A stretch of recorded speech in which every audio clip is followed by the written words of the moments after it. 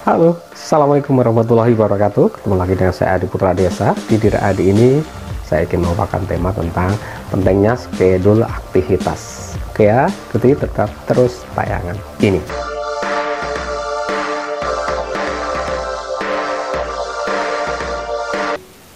Ya, schedule bahasa Indonesia adalah penjadwalan.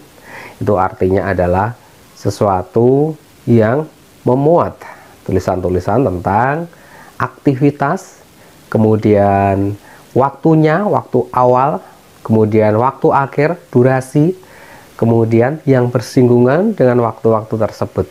Nah, ini adalah schedule. Nah, bagaimana dengan kalau kita sering mengatakan, saya cek dulu ya schedule saya. Ya, biasanya orang kalau menerima pesanan dari orang lain, dia ngecek schedule saya cek dulu. Sebenarnya bukan schedule ya, masih ambang awal schedule atau agenda. Agenda adalah daftar aktivitas, tapi bisa jadi tidak memuat durasi dan tidak memuat sebelumnya ada aktivitas apa, sesudahnya ada aktivitas apa.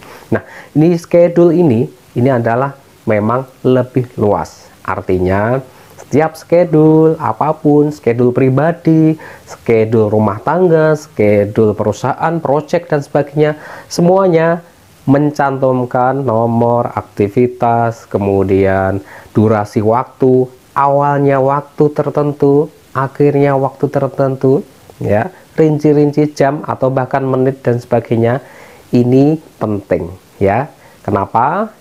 Dalam dunia usaha, bisnis, project ya, ini sangat penting karena mengingat penjadwalan atau schedule ini aktivitasnya nggak cuma satu, bisa lebih dari satu, dua, tiga dan sebagainya, bisa banyak berpuluh-puluh. Nah, bisa orang lain yang nangani, bisa kita sendiri tetapi tetap mantau dan sebagainya. Nah, ini banyak sekali. Ini penting ya. Jadi yang penting adalah ada penomoran, ada aktivitas, ada durasi waktu, ada waktu awal, waktu akhir, pencantuman, kemudian ada mana-mana yang bisa di overlapping time ya. Ini penting ya, membuat schedule adalah membuat overlapping time. Kenapa harus ada overlapping time? Karena tangan kita cuma dua, waktunya didesak mendadak dan aktivitasnya harus berjalan semua. Nah, aktivitas yang harus berjalan semua itu, adakah yang beruntun, ada prasyarat tertentu harus diselesaikan pekerjaan apa dulu? Ini kita selesaikan, kita berikan penjadwalan di awal-awal. Sedangkan yang beruntun di akhir harus memenuhi setelah penugasan pekerjaan satu, ini beruntun, kita susun ya, kita susun linear, tapi tetap memperhatikan overlapping time ya, semuanya disusun linear ya, menerus, tetapi ada aktivitas alur yang lain, linear yang lain, overlapping jika memungkinkan kita lakukan. Ini penting, itu di suatu perusahaan atau proyek besar.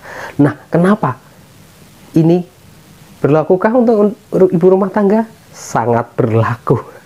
Hampir tiap hari saya mendengar keluhan, entah itu di sosmed atau di manapun, atau di keluhan tetangga. Seorang ibu rumah tangga mengeluh, kerjaan saya nggak kelar-kelar, ini banyak sampai capek lagi. Ternyata kalau diamati, mereka tidak menggunakan alur seperti itu, penjadwalan tugas seperti itu. Penjadwalannya yang ringan ya, per jam harus diatur, harus disusun, mana pekerjaan yang bisa double dikerjakan sekaligus dalam satu waktu. Jangan hanya linear, setelah ini udah, setelah ini udah, setelah ini udah. Nah, ini jelek untuk kita sendiri ya, baik ibu rumah tangga atau siapapun yang punya aktivitas lebih dari satu dan dikerjakannya linear, nunggu ini selesai, ini selesai. Kalau memang itu prasyarat dan harus dikerjakan linear, oke, nggak masalah. Tapi kalau memang bisa dikerjakan di waktu yang sama, alangkah baiknya dikerjakan di waktu yang sama. Jadi kita bisa meringkas waktu ya. Nah, begitu ya. Oke, sebagai ibu rumah tangga misalnya, saat ini tidak punya asisten rumah tangga ya, saat mencuci piring, terlintaskah Anda sambil menanak nasi, sambil merebus air, sambil apa aja yang bisa disambil? Nah, kata sambil itu sebetulnya mewakili overlapping time ya.